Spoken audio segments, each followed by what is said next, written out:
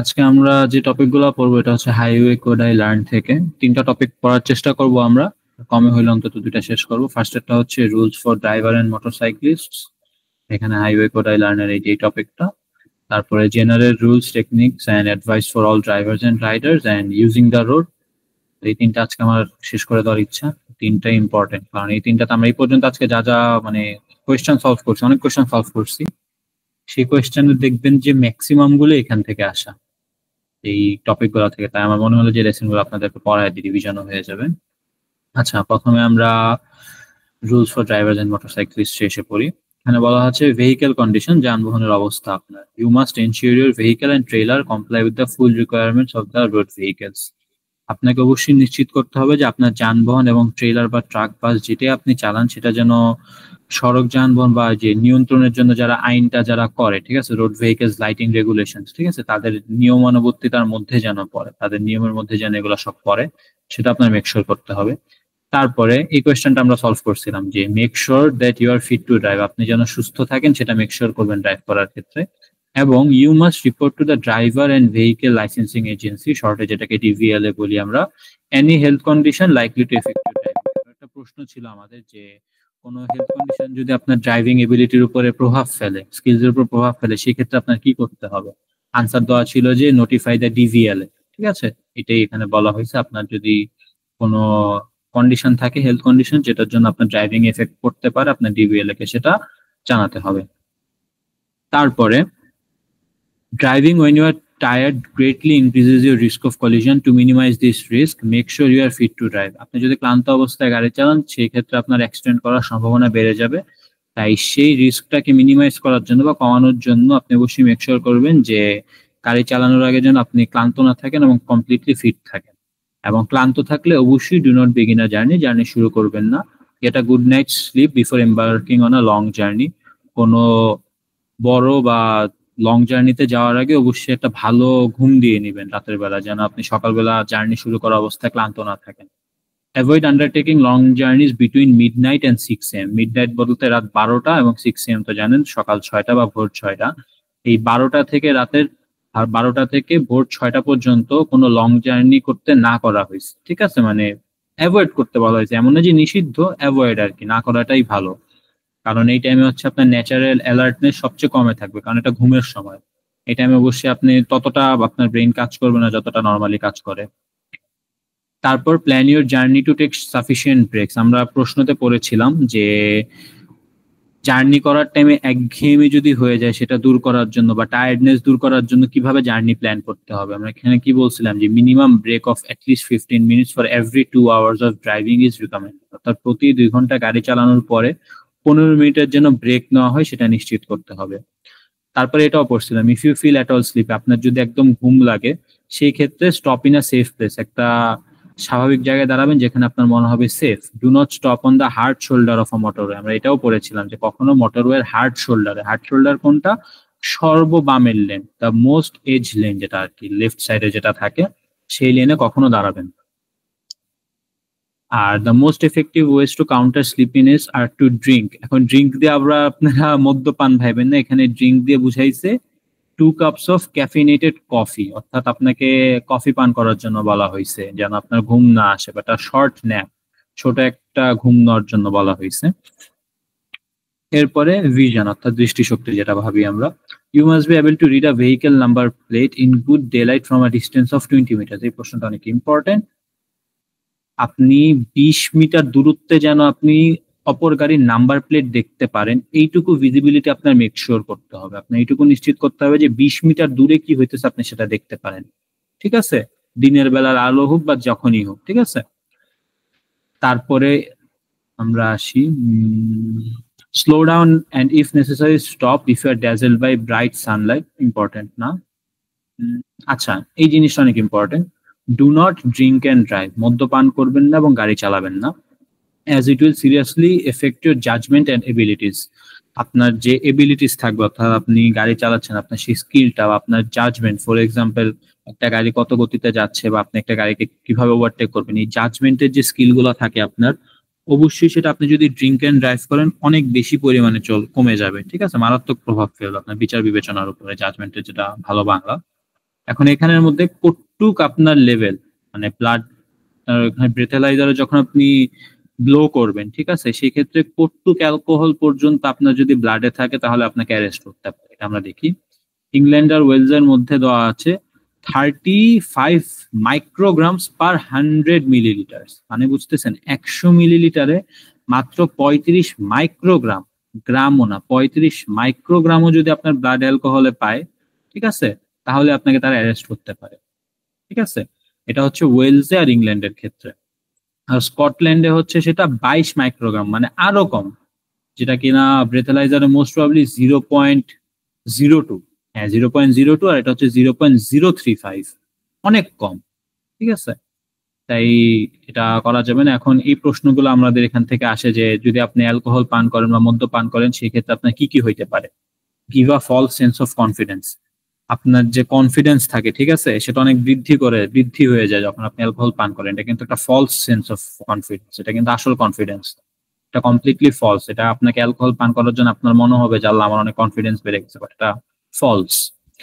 তারপরে effect judgement of speed, এই কোয়েশ্চেনটা আমরা এর আগেও করেছিলাম যে অ্যালকোহল পান করলে কিভাবে আপনার ড্রাইভিং স্কিলস এর উপর প্রভাব পড়তে পারে, আপনার জাজমেন্টের উপর, আপনার স্পিডের জাজমেন্টের উপরে প্রভাব ফেলবে।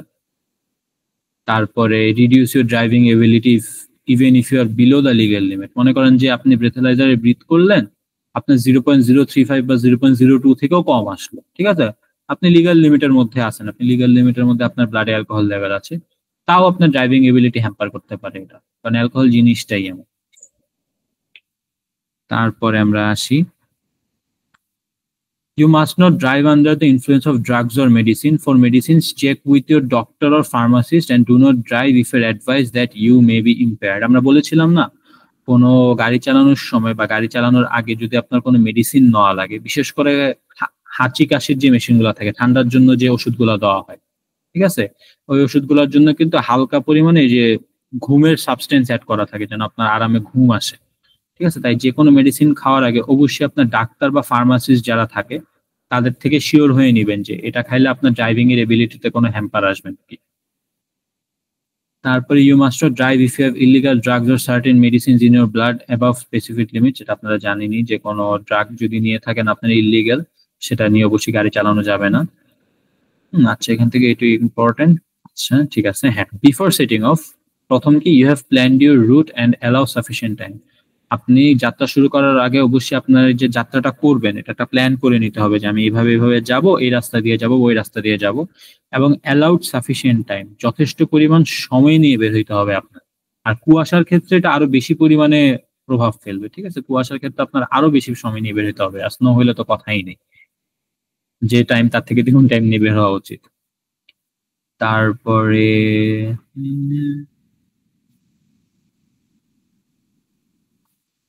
আচ্ছা, আচ্ছা, এই ছবিটার মধ্যে দেখেন, এখানের মধ্যে লেখা আছে rule 97, make sure your head restraints are completely and properly adjusted. Head restraint কোনটা?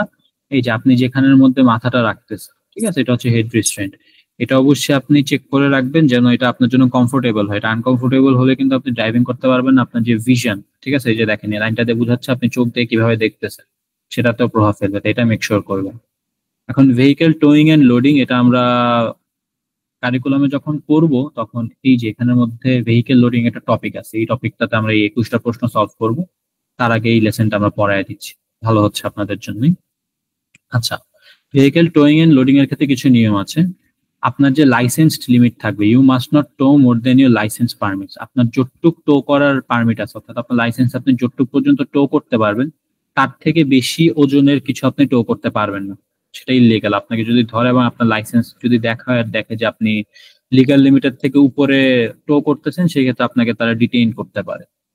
তারপরে you must not overload your vehicle or trailer. আপনি আপনার ওভারলোড মানে আপনারা সবাই বুঝেন যে ওজন সীমা থেকে অতিরিক্ত ওজনের কিছু নেবেন না। You should not tow a weight greater than that recommended by the manufacturer of your vehicle. আপনারা যে ভেহিকেল দিয়ে টো করবেন, ম্যানুফ্যাকচারার আপনাদেরকে একটা কাগজ দিয়ে দেয় বা ভেহিকেল হ্যান্ড নোটবুক দিয়ে দেয়, এটার মধ্যে লেখা থাকে যে আপনি আপনার গাড়ি দিয়ে কতটুকু ওজন পর্যন্ত একটা ট্রেলার টো করতে পারবেন, ঠিক আছে, সেটা আপনি অবশ্যই মেক শিওর করবেন যেন ওই ওজন সীমার অতিরিক্ত আপনারা টো না করেন। তারপরে you must secure your load and it must not stick out dangerously. Stick out dangerously মানে কি? মনে করেন আপনার বডি আছে একটা গাড়ির, ঠিক না, যেটা দিয়ে টো করতেছেন আপনি, ট্রেলারটার বডির বাইরে যেন কোনো জিনিসপাতি না চলে যায়। আমাদের বাংলাদেশে এটা অনেক বেশি হয়, দেখা যায় ট্রাক এত বেশি পরিমাণে মালামাল নেওয়া হয় যে ট্রাকের বডি থেকেও বাইরে মালামাল থাকে। বিদেশে বা ইউকের রাস্তায় কিন্তু এটা একদমই ইল্লিগাল, আপনি করতে পারবেন না, এটা করলে আপনাকে পুলিশ যে কোনো সময় আটকাইতে পারে। তারপর you should properly distribute the weight in your caravan or trailer with heavy items mainly over the axle. আচ্ছা, এই প্রশ্নটা অনেক ইম্পর্টেন্ট, যে আইটেম যখন আপনারা লোড করবেন সেই ক্ষেত্রে কিভাবে লোড করবেন। সেই ক্ষেত্রে এখানে কি বলা হয়েছে যে ভারী জিনিসপত্র যখন আপনি উঠাবেন তখন ওজনটা সঠিকভাবে বন্টন করা উচিত। কিভাবে বন্টন করবেন? বিশেষ করে গাড়ির যে অ্যাক্সেল আছে, অ্যাক্সেলের উপর, কারণ অ্যাক্সেল কোনগুলো আপনারা ভালো করে জানেন, যেখানে যে চাকাগুলা মিলিত হয়, চাকার সাথে তো যে অ্যাক্সেল গুলা মিলিত হয়, ঠিক আছে, অ্যাক্সেল গুলার উপরে যেন ভারী আইটেম গুলা থাকে, কারণ ওই জায়গাগুলোতে সবচেয়ে বেশি ওয়েট নিতে পারে গাড়িটা। অ্যাক্সেলের উপরে মেক শিওর করবেন যে ভারী আইটেম গুলা থাকে। তারপরে হ্যাঁ, carrying a load or pulling a trailer may require to adjust headlights. ঠিক আছে, আপনি যখন বড় কোনো কিছু টো করবেন সেক্ষেত্রে আপনার হেডলাইটস অ্যাডজাস্ট করা লাগতে পারে, বা আপনার আলাদা দুই সাইডে দুইটা নতুন করে লাইটও লাগাইতে হইতে পারে। তো এটা অবশ্যই খেয়াল রাখবেন যে কোনটা আপনাকে রেকমেন্ড করা হয়েছে। আর এখানের মধ্যে দেখেন you must wear a seat belt in cars, অবশ্যই সিট বেল্ট পড়তে হবে, আপনারা জানেন, এই লাইনটা important. Adults and children aged over 14 years and over must use a seat belt or child restraint. 14 বয়সের ঊর্ধ্বে যারা থাকবে তাদেরকে অবশ্যই সিট বেল্ট ইউজ করতে হবে, আর না হলে চাইল্ড রিস্ট্রেন্ট। ঠিক আছে, চাইল্ড রিস্ট্রেন্ট কি? এটা হচ্ছে আপনাদেরকে, এই যে এটা হচ্ছে চাইল্ড রিস্ট্রেন্ট। ঠিক আছে, দেখেন এই যে একটু উঁচা করে দেওয়া হলো, এটা চাইল্ড রিস্ট্রেন্ট। চাইল্ড রিস্ট্রেন্ট বা সিট বেল্ট অবশ্যই ইউজ করতে হবে। আর exemptions are allowed for the holders of medical exemption certificates and those making deliveries or collections in goods vehicles when traveling less than 50 meters। এখন এটা দিয়ে কি বোঝানো হয়েছে? কারো যদি কোনো মেডিকেল কন্ডিশন থেকে থাকে বা এমন কোনো ডেলিভারি ম্যান থাকে যার সব দিন মানে 50 মিটারের মধ্যে মধ্যে ডেলিভারি করা লাগতেছে, অনেক সময় থাকে না যে একটা পুরা হাউস হোল্ডের রাস্তায় ডেলিভারি করবে একটা ডেলিভারি ম্যান, প্রতি 10 মিটার 20 মিটার অব্দি অব্দি একটা করে বাসা, ঠিক না, কারণ বারবার সিট বেল্ট পরবে, বারবার যাবে, বারবার ডেলিভারি করবে, এটা তো পসিবল না। তো সেই ক্ষেত্রে নিয়মে একটা এক্সাম্পশন আছে, মানে এক্সেপশন আছে, যে এই ক্ষেত্রে ব্যতিক্রমটা কি, যে তারা তখন সিট বেল্ট না পরলে হবে যদি 50 মিটারের মধ্যে মধ্যে তাদের বারবার ডেলিভারি করা লাগতে পারে, এটাই। আর এখানের মধ্যে একটা ছবি দেওয়া আছে সিট বেল্ট রিকোয়ারমেন্টস দিয়ে, এর মধ্যে দেখবেন driver seat belt must be worn if fitted, child under 3 years age correct child restraint must be used. এই ইয়াটা একটু মুখস্থের জিনিস, ঠিক আছে, মুখস্থ করে নেবেন। তারপরে আসি আমরা রুল নাম্বার 100-এ। আচ্ছা, এটা একটু আগে যেটা বললাম যে 14 বছরের ঊর্ধ্বে হলে অবশ্যই চাইল্ড রিস্ট্রেন্ট বা ইয়া থাকতে হবে। এবারে দেখেন এই জায়গার মধ্যে, আর rear facing baby seat must not be fitted into a seat protected by an active frontal airbag. কিছু কিছু ইয়ে থাকে, মানে গাড়ি থাকে যেগুলোতে অ্যাক্টিভ ফ্রন্টাল এয়ারব্যাগ থাকে, এই সকল গাড়িতে অবশ্যই রিয়ার ফেসিং বেবি সিট ইউজ করা যাবে না। রিয়ার ফেসিং বেবি সিট কোনটা? মনে করেন এই বেবি সিটটাতে দেখেন বাচ্চাটা সোজা বরাবর তাকায় আছে, ঠিক না, কিছু কিছু বেবি সিট থাকে যেগুলো উল্টা থাকে, বাচ্চাটা সিটের দিকে তাকায় থাকে। এই সকল ক্ষেত্রে কখনোই, মানে যদি ফ্রন্টাল এয়ার ব্যাগ থাকে, যে এয়ার ব্যাগ ডিপ্লয় হইতে পারে, এই সকল গাড়িতে কখনো রিয়ার ফেসিং চাইল্ড রিস্ট্রেন্ট ইউজ করা যাবে না বা চাইল্ড সিট। সেক্ষেত্রে কোনো কারণে অ্যাক্সিডেন্ট হলে যদি এয়ার ব্যাগ খুলে যায় সেক্ষেত্রে বাচ্চা কমপ্লিটলি নাকের মধ্যে ব্যথা পাইতে পারে। তারপরে এখান থেকে আর ইম্পর্টেন্ট, হ্যাঁ এই টপিকের মধ্যে এইটুকুই ছিল ইম্পর্টেন্ট, কিছু কিছু আমি আরেকবার রিপিট করে দিই, বেশ কিছু না। একদম শুরু থেকে হচ্ছে যে আপনার মেক শিওর করতে হবে আপনার কোনো হেলথ কন্ডিশন থাকলে যদি আপনার ড্রাইভিং এর উপরে প্রভাব ফেলে সেটা যেন ডিভিএল কে আপনারা জানান। তারপরে 12টা থেকে 6টা পর্যন্ত লং জার্নি না করে উত্তম, মিডনাইট টু 6 AM। এরপরে আপনার যদি ঘুম পায় অবশ্যই আপনি সেফ প্লেসে দাঁড়াবেন। আর minimum break of 15 minutes for every 2 hours of driving, প্রতি 2 ঘন্টা গাড়ি চালানোর জন্য 15 মিনিটের ব্রেক নিশ্চিত করবেন। ভিশন, এটা খুবই important, you must be able to read a vehicle number plate in good daylight from a distance of 20 meters। 20 মিটারের মধ্যে যেন আপনি ঠিকভাবে দেখতে পারেন দিনের বেলা আলোতেও, সেটাও মেক শিওর করতে হবে আপনার। আর do not drink and drive, এখানের মধ্যে লিমিটটা কি দেওয়া আছে এটা অবশ্যই মনে রাখবেন, 35 মাইক্রোগ্রামস। আর এখানের মধ্যে হচ্ছে 22 মাইক্রোগ্রামস, ঠিক আছে, এটা অবশ্যই মনে রাখবেন। একটা হচ্ছে ইংল্যান্ডের জন্য, একটা স্কটল্যান্ডের জন্য। আর অ্যালকোহল পান করলে আপনার কি ফলস সেন্স অফ কনফিডেন্স আসবে। এছাড়া আপনার এবিলিটি টু জাজ স্পিড, এই দুটো অনেক ইম্পর্টেন্ট। আর এছাড়া এখানের মধ্যে for medicines check with your doctor or pharmacist and do not drive if you are advise that you may be impaired. এমন কোনো মেডিসিন যদি থাকে যেটা খাইলে আপনার ড্রাইভিং এবিলিটি হ্যাম্পার হতে পারে, সেটার ক্ষেত্রে অবশ্যই ডক্টর অর ফার্মাসিস্টের সাথে যোগাযোগ করে নেবেন। আর এরপরে এখানের মধ্যে এই তো ভেহিকেল টোয়িং এন্ড লোডিং এর মধ্যে যেটা, এই তো এইটুকুর মধ্যে এটাই ছিল। এবার আমরা এরপরে টপিকে চলে যাই। এরপরে টপিকটা সবচেয়ে important, general rules and techniques. আমরা এতদিন যে কোয়েশ্চেন সলভ করছি এর মতো অনেক কিছু দেখবেন যেখানেই আছে। জেনারেল রুলস এ চলে যাই আমরা।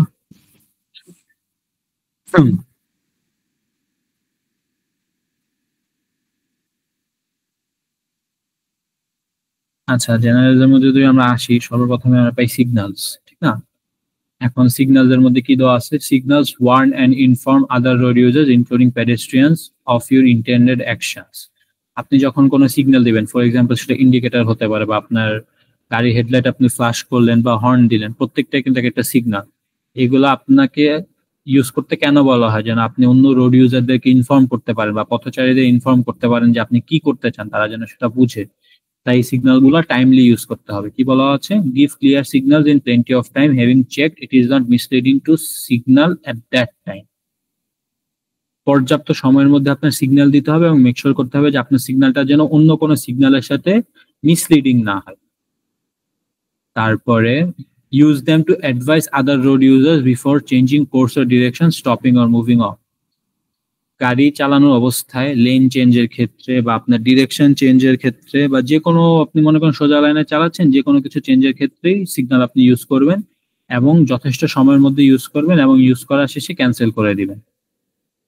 তারপরে make sure your signal will not confuse other, আপনার সিগন্যাল যেন অন্যদেরকে কনফিউজ না করে সেটা মেক শিওর করবেন। For instance, you want to stop after a side road, do not signal until you are passing the road. আমরা যেটা বলছিলাম, কোনো জাংশন রোডে যদি আপনারা থামতে চান, ঠিক আছে, কোনো সাইড রোডের পরে, ঠিক আছে, মনে করেন আপনি একটা জাংশন রোড পার করে বামে থামতে চান, সেক্ষেত্রে কখনোই সেই জাংশন রোডটা পার করার আগ পর্যন্ত আপনি বামে যাওয়ার সিগন্যাল দিবেন না। কারণ আপনি যদি সিগন্যাল দেন তাহলে পিছনের ড্রাইভার ভাববে আপনি হয়তো ওই জাংশন রোডে ঢুকতে চাচ্ছেন, কিন্তু আপনার ইচ্ছা আপনি জাংশন রোডটা পার করে এরপরে বামে বা ডানে থামবেন, ঠিক না? তো সেক্ষেত্রে এটা মেক শিওর করবেন। তারপরে use an arm signal two emphasise or reinforce your signal if necessary. আপনারা দরকার পড়লে আপনাদের হাত দিয়েও সংকেত দিতে পারবেন, কিন্তু সেটা হচ্ছে অন্য ড্রাইভারদের ক্ষেত্রে, পথচারীদের কোনোদিন হাত দিয়ে ইশারা দিবেন, ঠিক আছে? এটাই। আর এটা remember that signalling does not give you priority. আপনি সিগন্যাল দিচ্ছেন তাই বলে যে আপনি আগে অগ্রাধিকার পাবেন তা কিন্তু না, এটা মাথায় রাখবেন। তারপরে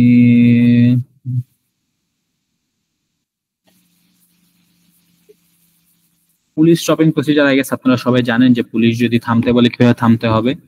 তারা ব্লু লাইট ফ্ল্যাশ করবে বা হেডলাইট ফ্ল্যাশ করবে বা হর্ন বা সাইরেন দিবে আপনাকে, তখন আপনি পুল ওভার করবেন, অর্থাৎ গাড়ির বামে কোথাও নিয়ে থামাবেন বা ডানে কোথাও নিয়ে থামাবেন, ইন্ডিকেটর দিবেন তার আগে অবশ্যই, এরপর থামে তাদের সাথে কথা বলবেন এবং আপনার গাড়ির ইঞ্জিন অফ করে দিবেন। ইঞ্জিন অফ করাটা নট ম্যান্ডেটরি, যদি বলে অফ করবেন, বাট অফ করে দেওয়াটা ভালো, স্ট্যান্ডার্ড প্রসিজার আর কি।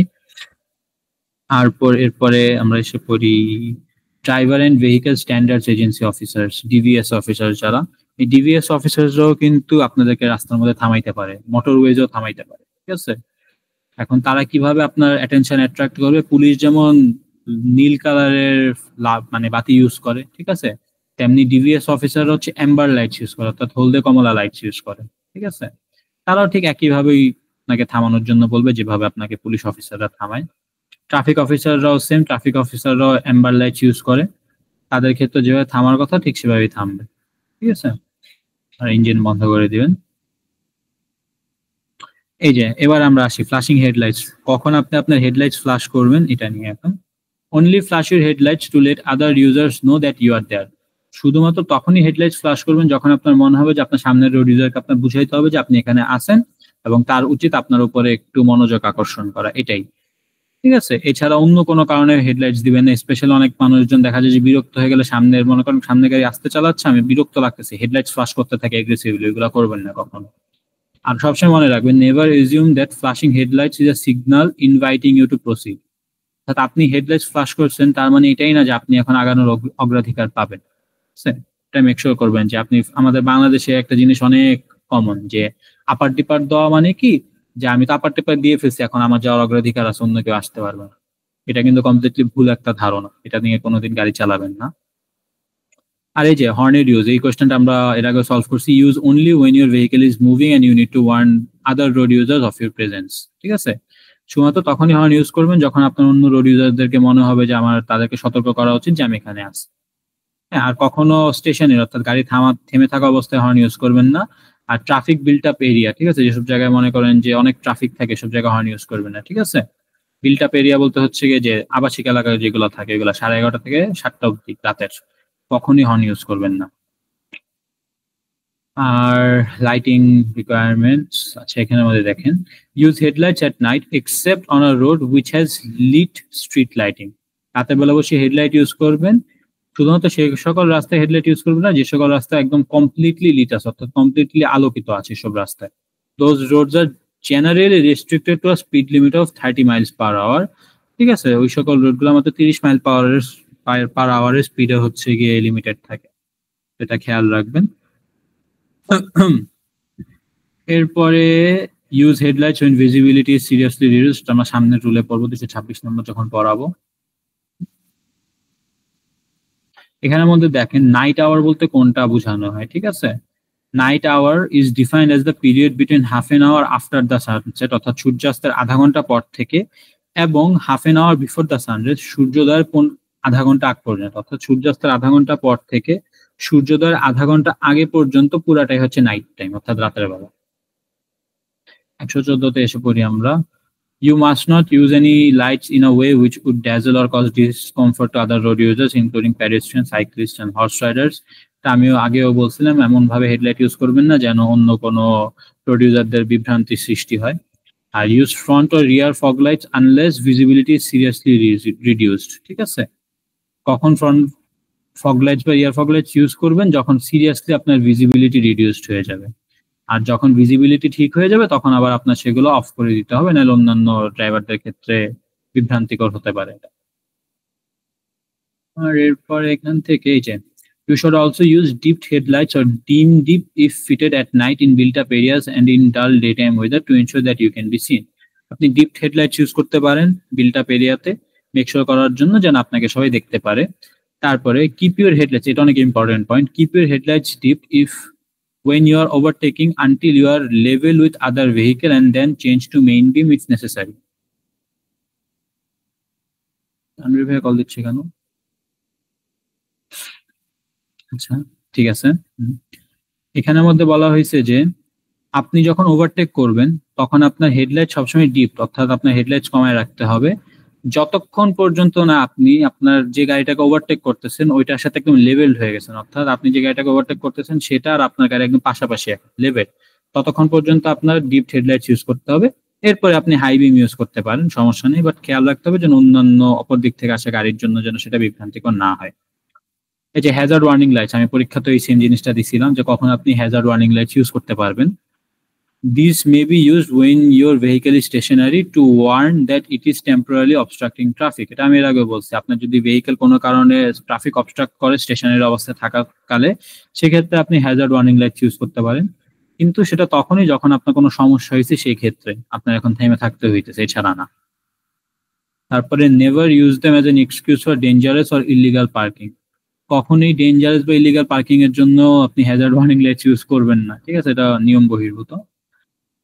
আর you must not use hazard warning lights while driving or being towed unless you are on a motorway or unrestricted dual carriageway and you need to warn drivers behind you of a hazard obstruction. ঠিক আছে, এটা আমরা এর আগেও পড়ছি যে আপনি তখনই হ্যাজার্ড ওয়ার্নিং লাইট ইউজ করবেন যখন আপনার মনে হবে যে আপনার সামনে কোনো হ্যাজার্ড আছে, সেটার জন্য আপনার পিছনের গাড়িকে সতর্ক করতে হবে, সেই ক্ষেত্রে আপনি হ্যাজার্ড ওয়ার্নিং লাইট ইউজ করতে পারেন। দেখেন এই প্রশ্ন দুটো আমরা এর আগে সলভ করছি, ঠিক না? কেন এটা করছিলাম, এটা কিন্তু এর আগে পড়াইনি, কিন্তু আমরা জানতাম যে এটা ইউজ করা যাবে কখন কখন যাবে না। এখন ব্রেকিং এর ক্ষেত্রে এই যে the safest way to brake is to do so early and lightly. Brake করা সবচেয়ে সেফেস্ট ওয়ে হচ্ছে আগে আগে ব্রেক করবেন এবং আস্তে আস্তে ব্রেক করবেন। Brake more firmly as you begin to stop. আপনি যখন থামা শুরু করবে তখন আপনি আস্তে আস্তে ব্রেক করবেন, তখন আর জোরে চাপ দিয়ে ধরে রাখবেন না। Ease the pressure off just before the vehicle comes to rest to avoid a jerky stop. ভেহিকেলটা একদম থামার আগ মুহূর্তে আপনি একদম জোরে আর কি ছেড়ে দিবেন ব্রেক, মানে ব্রেক ধরে রাখবেন না, যেভাবে ধরে রাখছেন যেন আস্তে আস্তে থামে আর কি। তারপর in an emergency brake immediately, try to avoid braking so harshly that you lock your wheels. Lock wheels can lead to loss of control. ইমার্জেন্সিতে আপনি অবশ্যই হার্ড ব্রেক করবেন, বাট ব্রেক করার ক্ষেত্রে অবশ্যই খেয়াল রাখবেন যেন আপনার ব্রেকিং সিস্টেমটা লক না হয়ে যায়, মানে আপনার চাকা যেন লক না করে ফেলে। চাকা লক করলে আপনার গাড়ি দেখবেন স্কিড করা শুরু করবে, অর্থাৎ যে পিছলানো শুরু করবে গাড়ি, সেক্ষেত্রে আপনি কন্ট্রোল হারাতে পারেন। এই যে এই পয়েন্টটা খুবই ইম্পর্টেন্ট, কি যে কোয়েশ্চেনটা আমি বলতে পারি আপনাদের দিবে প্রশ্ন দেওয়ার মতন, ভেহিকেল হ্যান্ডলিং থেকে এই কোয়েশ্চেনটা অনেক দেয়। Skidding is usually caused by the driver. এই জিনিসটা মনে রাখবেন যে skidding is usually caused by the driver, ঠিক আছে, ড্রাইভারের কারণে স্কিডিংটা হয়, ঠিক আছে। Braking or accelerating or steering too harshly, driving too fast for the road conditions. অনেক জোরে গাড়ি চালাইলে, হঠাৎ করে ব্রেক করলে বা হঠাৎ করে স্টিয়ারিং ঘুরাইলে স্কিডিং হতে পারে এবং এটার জন্য সম্পূর্ণ ড্রাইভার দায়ী। এখন স্কিডিং হইলে আপনার কি করতে হবে, ঠিক আছে, এই যে দেখেন এটা হচ্ছে স্কিডিং, এই যে দেখেন গাড়িটা পিছলে গেছে হুট করে, ঠিক আছে, এটা হচ্ছে স্কিডিং। যদি স্কিডিং হয়, remove the cause by releasing the brake pedal fully or easing off the accelerator. Remove the cause দিয়ে কি, এখন মনে করেন যে আপনি হার্শ ভাবে ব্রেক করার জন্য, তাড়াতাড়ি ব্রেক করার জন্য স্কিডিং হয়েছে, সেক্ষেত্রে আপনার আস্তে আস্তে ব্রেক ছেড়ে দিতে হবে। আপনার যদি অনেক জোরে এক্সেলারেট করার জন্য স্কিডিং হয়, সেক্ষেত্রে আপনার গাড়ি গতি আস্তে আস্তে কমায় ফেলতে হবে। আর turn the steering wheel in the direction of the skid. যেদিকে আপনি স্কিড করতেছেন সেই ডিরেকশনে, দেখেন এই গাড়িটা কোন দিকে স্কিড করতেছে, পিছনটা এই দিকে স্কিড করতেছে না, ডান দিকে স্কিড করতেছে, আপনি আপনার স্টিয়ারিং হুইল ডানে ঘুরাবেন। অনেকে বলে যে যেদিকে স্কিড করতেছে তার উল্টা দিকে ঘুরাবে না, যেদিকে আপনার পিছন স্কিড করা শুরু করবে গাড়ি, ঠিক ওই দিকে স্টিয়ারিং ঘুরাবেন। সেক্ষেত্রে আপনার গাড়ির যে এই যে দেখেন আপনার চাকাটা ডানে আছে, চাকাটা আবার ডানে যে ব্যালেন্স করে নেবে গাড়ি নিজেকে, ঠিক আছে। যেদিকে স্কিড করবেন সেদিকেই গাড়িটা স্টিয়ারিং ঘুরাবেন, এটা মনে থাকে যেন, এটা খুবই ইম্পর্টেন্ট একটা question. Turn the steering wheel in the direction of the skid. For example, if the rear of the vehicle skids to the right, steer immediately to the right to recover. যে দেখেন ছবির মধ্যে যেমন পিছনটা ডান দিকে skid করতেছে, আপনি ডান দিকে স্টিয়ারিং করছেন, এটাই। আর এবারে আসি আমরা ABS A. If your vehicle is fitted with anti-lock brakes, আপনার ভেহিকেলে যদি এবিএস থাকে, you should follow the advice given in the vehicle handbook. আপনার ভেহিকেল হ্যান্ডবুকে যে উপদেশ দেওয়া আছে সেটা ফলো করবেন। However, in the case of an emergency, apply the foot brake firmly. ইমার্জেন্সির ক্ষেত্রে আস্তে করে ফুট ব্রেক দিতে পারেন। Do not release the pressure until the vehicle has slowed to the desired speed. ততক্ষণ পর্যন্ত প্রেসারটা রিমুভ করবেন না যতক্ষণ পর্যন্ত আপনার ভেহিকেলটা ডিজায়ার্ড, অর্থাৎ আপনি যে স্পিডে চান ওই স্পিডে পৌঁছাইছে। তারপরে the ABS should ensure that steering control will be retained, but do not assume that a vehicle with ABS will stop in a shorter distance. ABS make sure করবে যে আপনার স্টিয়ারিং এ যে কন্ট্রোল সেটা যেন আপনার ঠিক থাকে, কিন্তু কখনই মনে করবেন না ABS আপনাকে একদম শর্ট ডিস্টেন্সে থামতে হেল্প করবে। এবারে আসি আমরা এরপরে, brakes affected by water. If you have driven through deep water, your brakes may be less effective. আপনি যদি পানিওয়ালা রাস্তার মধ্যে দিয়ে গাড়ি চালায় যান, আপনার ব্রেক কিন্তু লেস এফেক্টিভ হইতে পারে, অর্থাৎ আপনার ব্রেক কম কাজ করতে পারে। তাই যখনই আপনি এরকম পানিওয়ালা রাস্তা দিয়ে পার করে যাবেন, সেক্ষেত্রে সবার আগে আপনি আপনার ব্রেক চেক করবেন যে আপনার ব্রেক প্রপারলি কাজ করতেছে নাকি। কিভাবে চেক করবেন? এই যে by pushing gently on the brake pedal.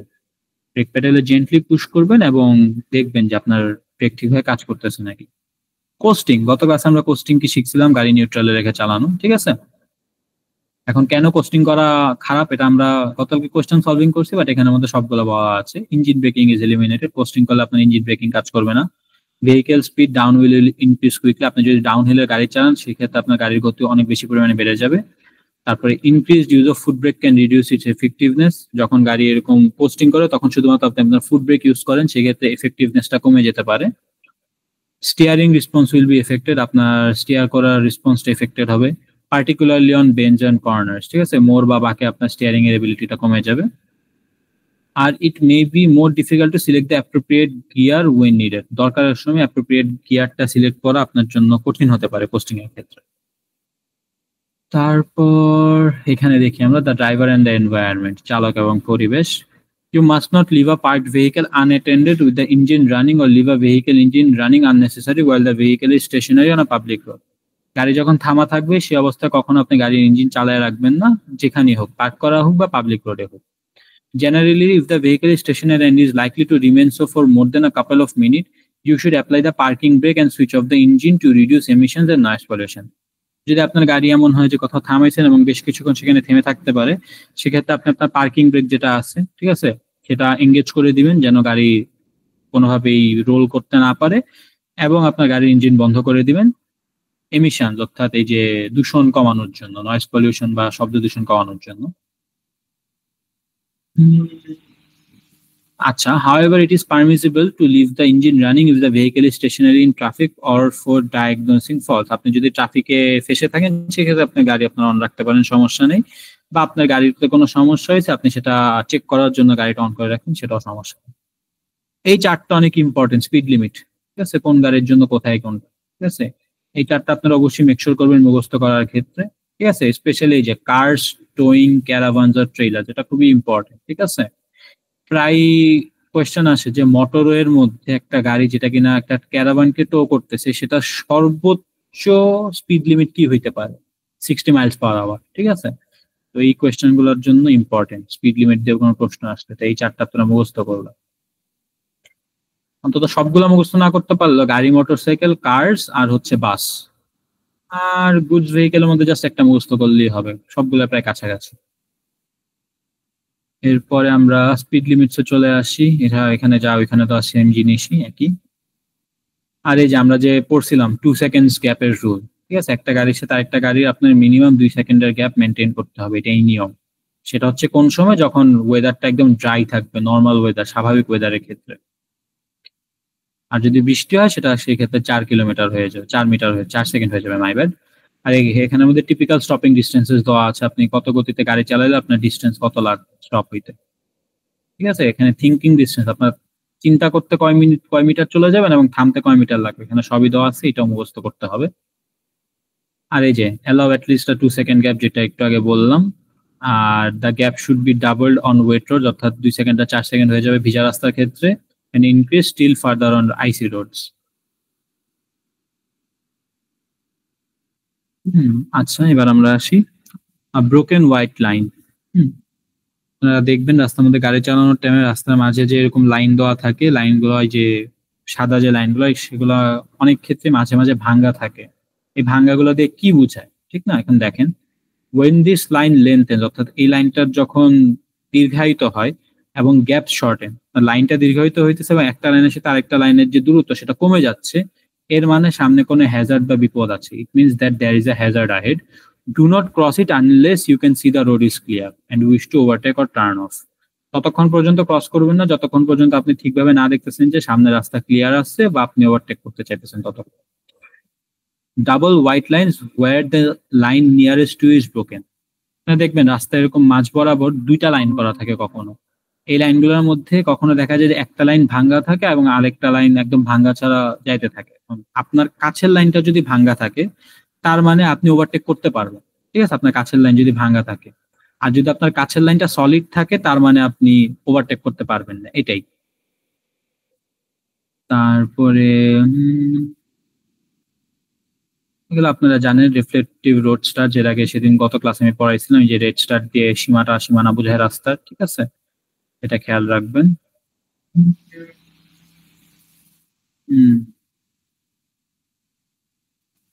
আচ্ছা, এখানের মধ্যে থেকে ইম্পর্টেন্ট কি লেন ডিসিপ্লিন?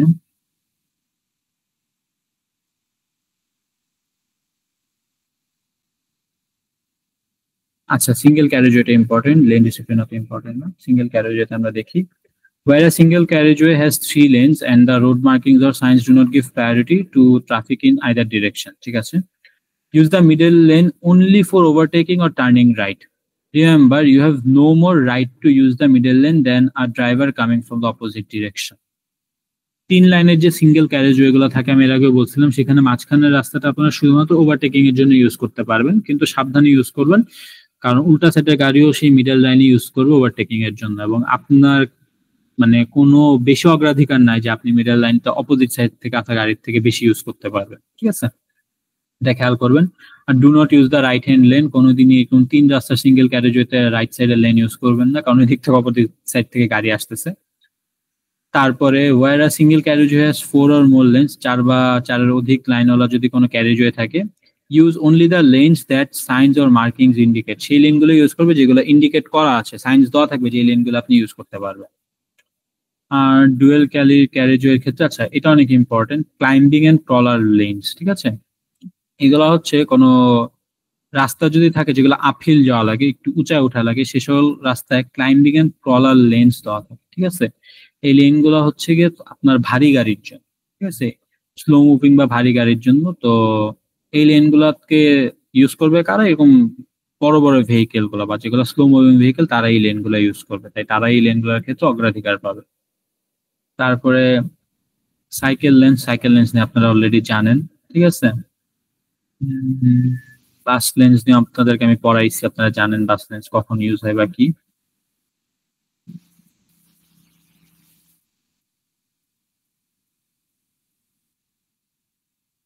আচ্ছা আচ্ছা আচ্ছা,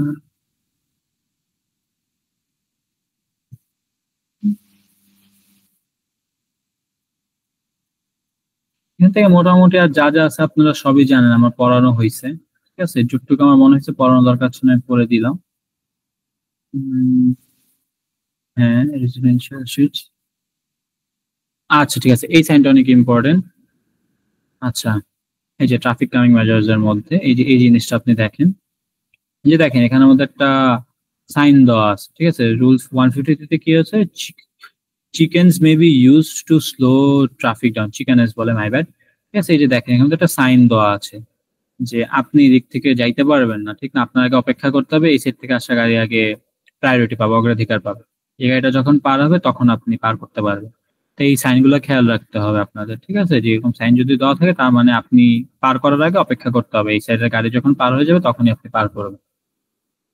এটাই কান্ট্রি রোড, যে আপনারা জানেন কিভাবে আপনার গাড়ি চালাইতে হবে, রাস্তার মধ্যে হঠাৎ করে হর্স এসে পড়তে পারে বা এরকম কিছু, তাই সেই ক্ষেত্রে আপনাদের খেয়াল রাখতে হবে, এটা আপনারা জানেন অলরেডি। হুম, এই তো অনেকগুলা পড়াইলাম আজকে। আচ্ছা, স্লো মুভিং ট্রাফিক একটু বলে দিই, আপনারা জানেন তাও, reduce the distance between you and the vehicle ahead to maintain traffic flow. আর স্লো মুভিং ট্রাফিকের ক্ষেত্রে আপনি আপনার সামনের গাড়ির সাথে যে ডিস্টেন্স থাকবে ওটা অবশ্যই কমাই নেবেন নর্মালের থেকে, যেন ট্রাফিক ফ্লোটা স্বাভাবিকভাবে চলতে পারে। বাট কখনই never get so close to the vehicle in front that you can not stop safely, কিন্তু কখনই এত বেশি পরিমাণে কাছে চলে যাবেন না যেন আপনি সময় মতো ব্রেক না করতে পারেন। তারপর leave enough space to able to manoeuvre, যথেষ্ট পরিমাণ জায়গা রাখবেন যেন আপনি ম্যানিউভার করতে পারেন বা ইমার্জেন্সি ব্রেক করতে পারেন। Not change lanes to the left to overtake, বাম সাইড থেকে কোনোদিন লেন চেঞ্জ করে ওভারটেক করতে চাবেন না।